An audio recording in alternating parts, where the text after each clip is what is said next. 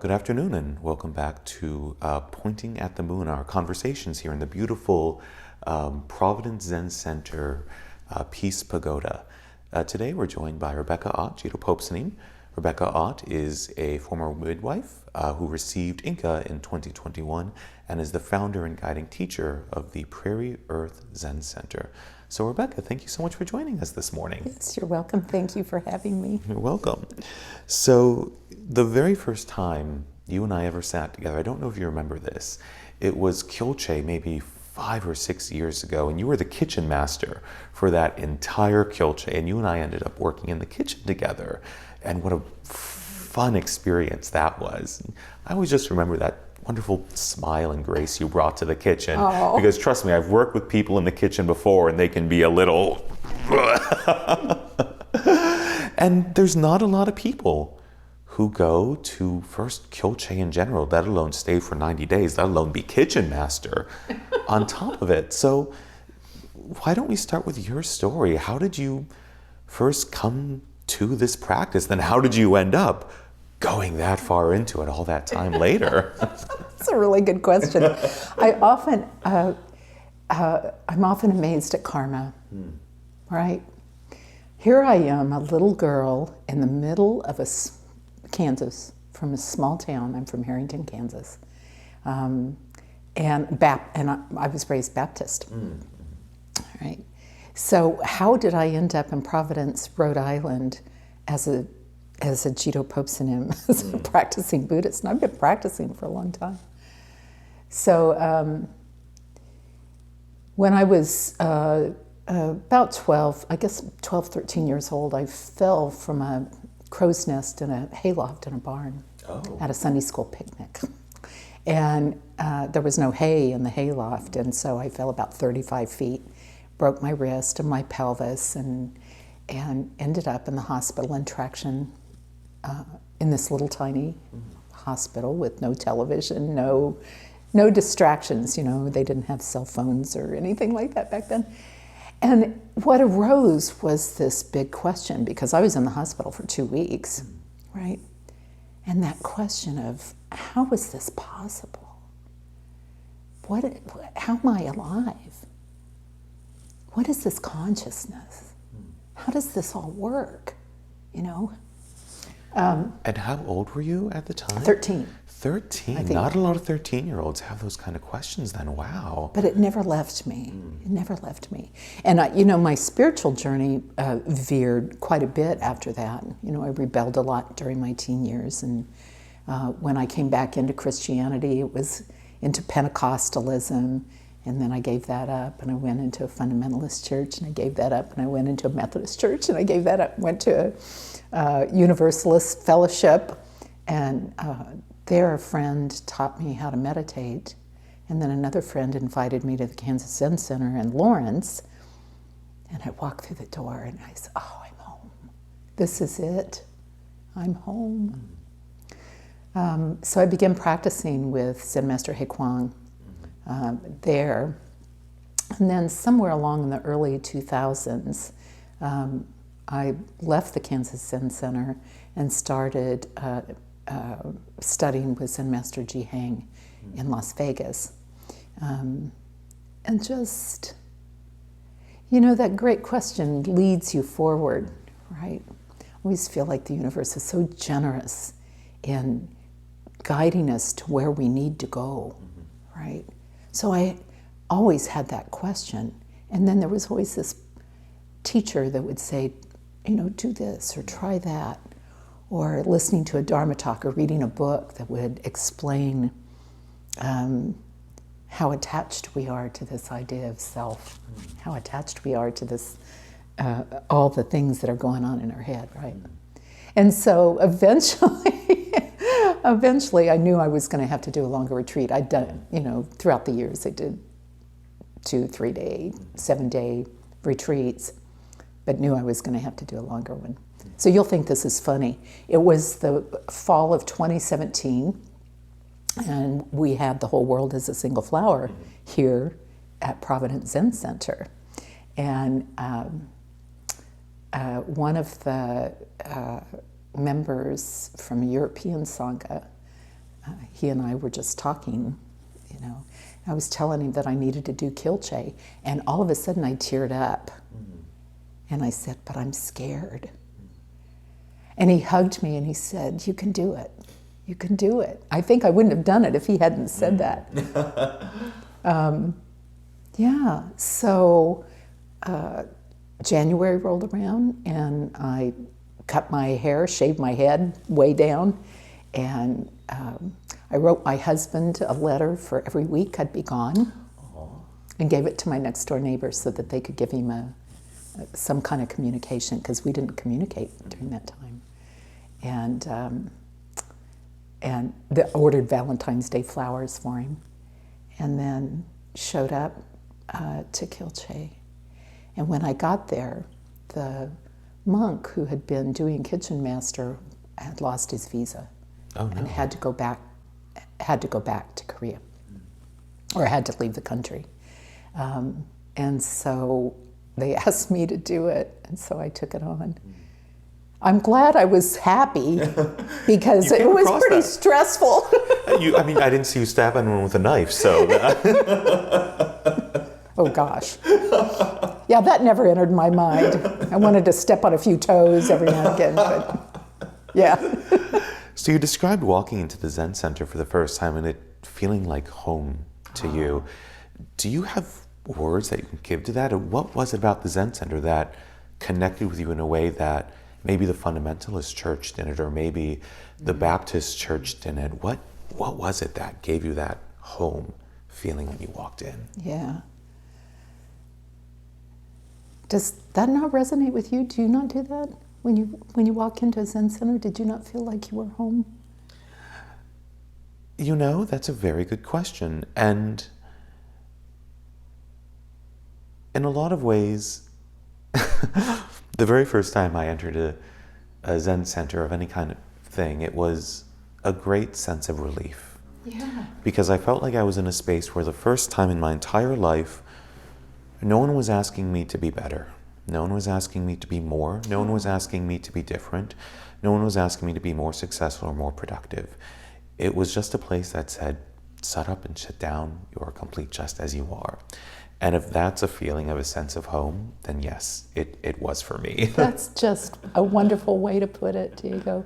I wouldn't have put those words to it, but... Well, I'm a stressed out individual, so places like that are very important to me. You know, I've been doing studying for a class for the online Sangha on ritual, and the importance of the Buddhist iconography and the sort of spiritual trappings when you enter a place, right? And so entering that space for the first time, it was not only beautiful, but the whole room had a serenity to it. There was also this sense that the onus now was on me, that there wasn't going to be someone telling me what to do, like you experienced that as well. There wasn't somebody telling me what to do, or even how to do it, necessarily. But that quest to understand yourself is your own quest. It's not anyone else's. You can't read it in a book. You can't get it from a Dharma talk. Right? You can get these little glimpses from books and from people, but the work on the cushion is your own work. And somehow that just felt completely right. So people who watch the show often know this is a question that comes up for me a lot. And it usually somehow comes up in the conversations I have with everyone I've sat down with. But along this path, did you ever have any real serious moments where you were really doubting this, whether or not you were going to remain in this practice or stay in this school? Did you ever have those moments of, I really don't know if this is right for me? And how did you push through it if you had that? Yeah. Wow, what an interesting question, Diego. I hope that's still not bothering you too much. Because I think we all run up against that dark night of the soul. Exactly, yes, that's exactly the word. We all do. As a matter of fact, I just had a period here about 2 months ago where I was like, I'm terrible at teaching. I don't want to do this, right? All of us do that. But you begin to understand as you practice that that's just mind making something, right? And even though I could see that, there was a lot of emotion with it, right? But you just come back to the breath, come back to the moment, over and over and over and over. And you begin to see the arc of how your thinking and your emotions happen, right? So all of those thoughts arise and they go away. The emotions arise and they go away, right? Thank you. Did you have the opportunity to meet Zen Master Seung Sahn? Well, with him? Sort of. By the time I came to Providence, he was really, really old. And I met him once. I'm not even sure he knew that he was meeting this gaggle of young women who were around him, because he looked very tired. And at that point, he had stopped speaking English. So, yes, I got to meet him, but not. And yeah. Yeah. So one of the things I've been sort of noticing in my coming up on a decade and a half of being here with the school is there's kind of been this new wave of Dharma teachers and people receiving Inka and kind of moving on that maybe didn't have the same sort of relationship with Zen Master Seung Sahn as kind of that first generation did. And I think that brings up a lot of interesting questions and a lot of interesting maybe ways in which the direction of the teaching kind of might take at the end of the day. And so for you, having received Inka and having been, were you a senior or a Bodhisattva teacher prior Bodhisattva to teacher. Bodhisattva teacher, that. How did you develop your teaching style kind of outside of the influence of Zen Master Seung Sahn as an active, charismatic, shaping, passionate force of forging? Because that's very much how he's been described in a lot of different ways from people I've spoken to. Yeah. For one thing, you have to come to an understanding that you are not Zen Master Seung Sahn. And that your teaching style is going to be your own teaching style.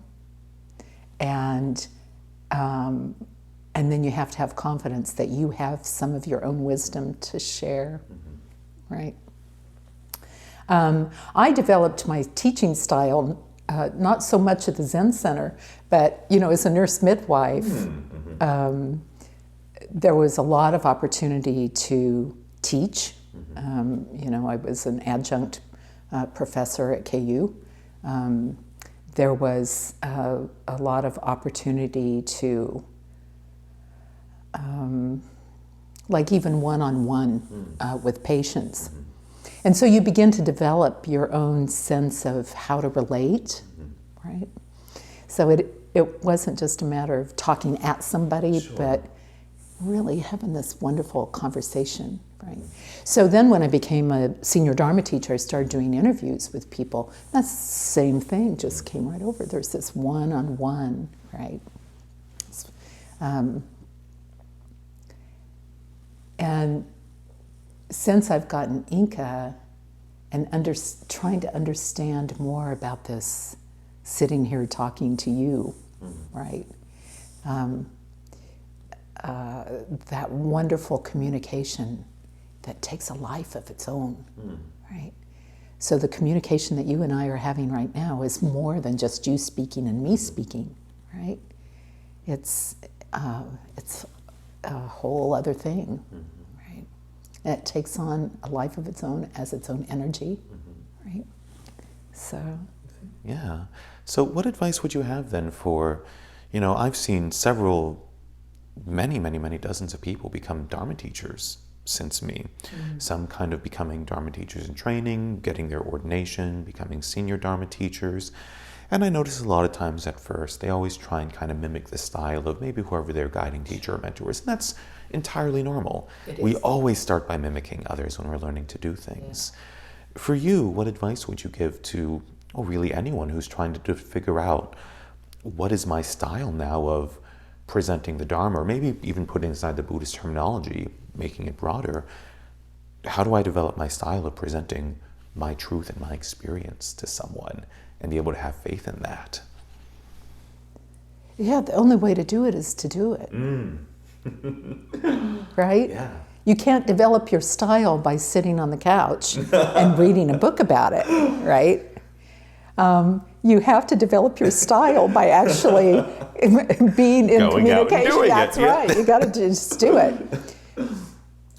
There will be a lot of nervousness along the way, a lot of doubts along the way. I can't tell you how many times after I became a senior Dharma teacher that a student would walk out the door and I went, darn, I wished I'd said something different.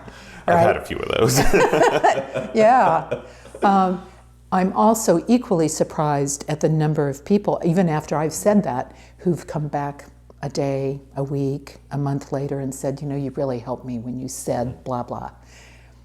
Because you don't know whatever it is that you're saying, how it's going to be received by somebody else, and what may actually resonate with them and touch their hearts.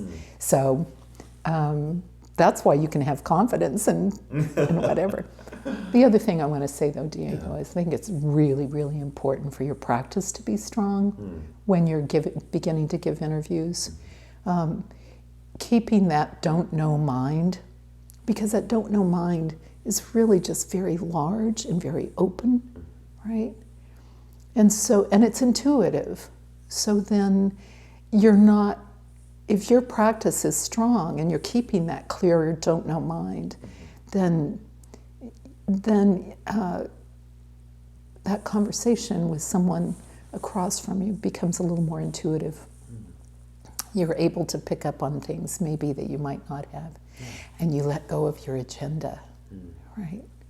Because then the agenda becomes, how can I help? So if you walk in with a particular problem, then I can let my agenda go and just focus on whatever it is that you're dealing with. So we've kind of faced some unique barriers in Western context to some of our teachings and approaches to things. We don't go and say, oh, have you heard the good news? Happiness is not possible. Life is suffering, sort of thing. First noble truth. Not the greatest marketing material kind of out there. But yet a strong following has developed around this, around that need to really connect to something deeper than just that next iPhone or something like that as well. It's interesting for me to kind of watch as this practice continues to merge with a Western culture and how it's changed a little bit. I've heard talk about how in Europe, they're not really wearing long robes as much anymore over there. They're just doing short robes, that kind of thing. Yeah. And I'm curious if, now that you are a Judo Pope Sanim, if you have an opinion about that, or if there's something you want to contribute to the conversation on how you feel this practice should, if at all, continue to develop with the times, or just keeping the bone of it is going to be the essence, and everything else, maybe that's just extra. Does that sort of make sense? Yeah, it does. Okay, yeah. So I think the First Noble Truth is a great marketing tool. Ooh, go on. So life is suffering. Come join our Zen Center. Life is suffering. But what a relief for somebody to name that. You know? Instead of saying, oh, let's make you happy, right? Let's make sure that you're content all the time with the newest distraction, with the newest iPhone, with the newest, right? Yeah. Because deep down, people know that that's just a distraction. Deep down, people know that it's hard. Life is hard, right? And so to be able to name that and own it, that's kind of actually the first step of bringing it into practice. I forget the context of this, but it always made me laugh a little bit. I think it was a woman, ended up leaving one of the retreats that Zen Master Songson was leading, and one of his students said something about it, and he said, oh, more suffering is necessary, right? Because suffering oftentimes is what brings us into that deep self-inquiry that's just so needed and so important, right? So,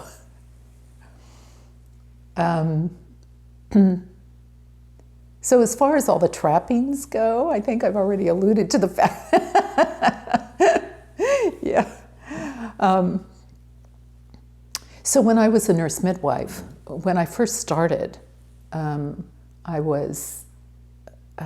hated wearing that white coat in the clinic, right? And so I didn't. Don't tell OSHA. Delete it from the record. So I didn't for the first couple of years. I would just walk in and with my street clothes on and sit down and have a conversation, and thinking that that was creating less of a barrier between me and the woman that I was talking to. It was an interesting transition that when I finally started wearing that white coat, there was more trust in my opinion, in my care, right? So perhaps this isn't necessary, but perhaps also there's a level of trust that occurs when you're wearing that robe and someone approaches you for help or a question, right? Then you're the teacher, and that's what that robe is all about. So when I got long robes many, many years ago, actually, when was that? I think it was in 2001 when I got long robes. So we just went to Korea, right? I got to meet Mr. Lee, the gentleman who sews the robes. All of Yes. these robes. He's got book after book after book and has written everyone's name and when he made their long robes. What a record. What a record, right? And so I opened this book, there's my name, and Mr. Lee has me recorded. That needs to be preserved. That is a beautiful record. Yeah, it really is. Anyway, so when I got long robes back in 2001, I think, to be honest, Diego, I was becoming a Dharma teacher for all the wrong reasons, right? I thought the robes were pretty. I thought they were going to make me special. I was going to be more important. I was going to get to sit in the back row. Ooh. I was going to get to... First pick on the condiment tray. First, yeah, right. You get it, right? All the wrong reasons. And during the ceremony, so there's another car there. Do you want us to stop? No, I think... Oh, did it come in? Or? It's the mailman. Oh. Is he going to back up, you think? He's right up there, yeah. They usually beep. I have no idea. We'll find out. I guess we'll find out. Do you want me to keep going for right now? Sure, yeah. If it's a problem, we'll stop you. Okay. So during the ceremony, you have to turn your cushion around and face the Sangha, and you have to bow to them 3 times. And I turned around and I went, oh my God, what have I done? Because I realized then that these long robes wasn't about being important. This long robe was about being a servant. How do you handle that pressure? I don't know. I don't think it's a pressure. I love it, and I love the Sangha. I don't know what I would do without my Sangha. Yeah. So I don't feel like it's a pressure. Oh, that's wonderful. But it was a big wake-up call. Yeah. And then to bow to them, that was just so profound for me. You know, at that time, people would get long robes and then quit. It's almost like that was a goal. So I guess it still happens. Still happening. You know, you have that goal, and then all of a sudden, well, I got my long robes, I can go, I'm done.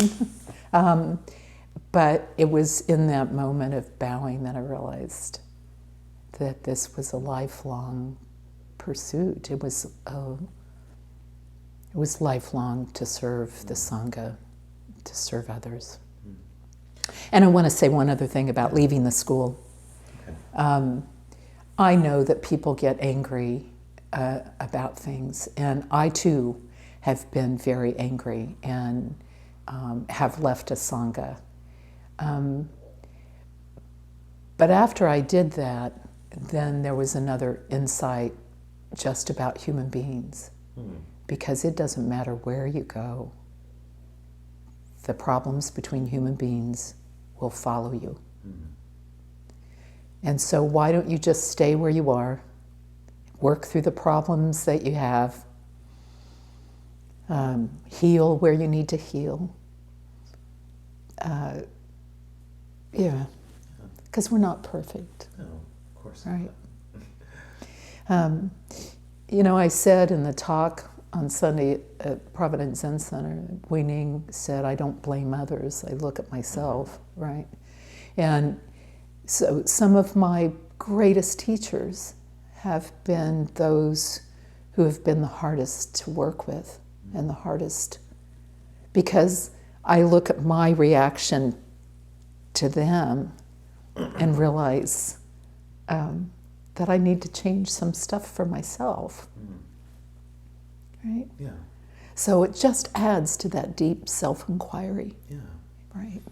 So maybe going a little bit more into kind of the unique aspects of you as a teacher.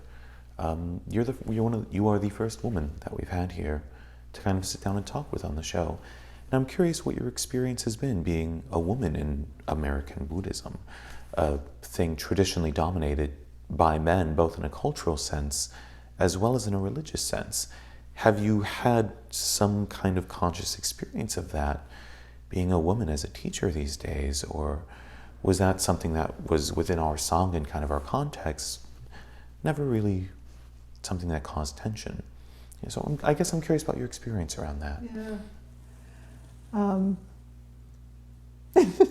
So I think about Mangang. Do you remember the story of when he decided that Kyung Ho was his teacher? I don't think so. Mangang Maybe was, yeah. Mangang was only, he was a young lad, and he was already in the monastery, right? Maybe what, 11, 12 years old, something like that. And Kyung Ho comes into the monastery and he's dressed in rags, essentially. You know, looks more like an itinerant monk. And they were having a big ceremony, and the teacher at the monastery gets up and says, you should be like great trees or big bowls, you know, right? Right. And Kyung Ho gets up and says, well, big bowls have big uses and small bowls have small uses. You know, you don't waste anything. And Mangang was so taken with that, right? And so when Kyung Ho was leaving, Mangang followed him and said, I want you to be my teacher. And Kyung Ho said, you're too young. And Mangang, at that age, said, but in Buddhism there is no young or old. And Kyung Ho said, you've killed and eaten the Buddha. And then directed him to go study with this other teacher, right? So, so I think about that in terms of masculine and feminine, right? There is, our true self is neither male or female. So I never have gotten caught up in that.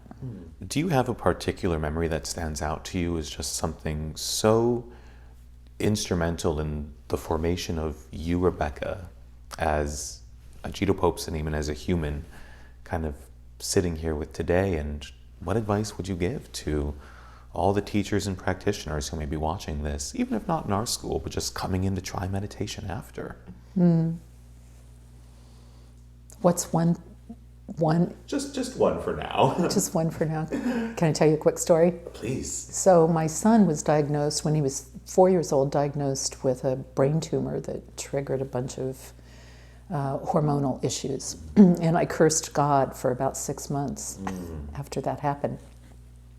And so I'm going to work one morning and I'm cursing God. I mean, really, I have a potty mouth. I really was cursing. And all of a sudden, there was love in that vehicle with me. And I've never forgotten it. And it has stayed with me throughout everything. It's never gone away.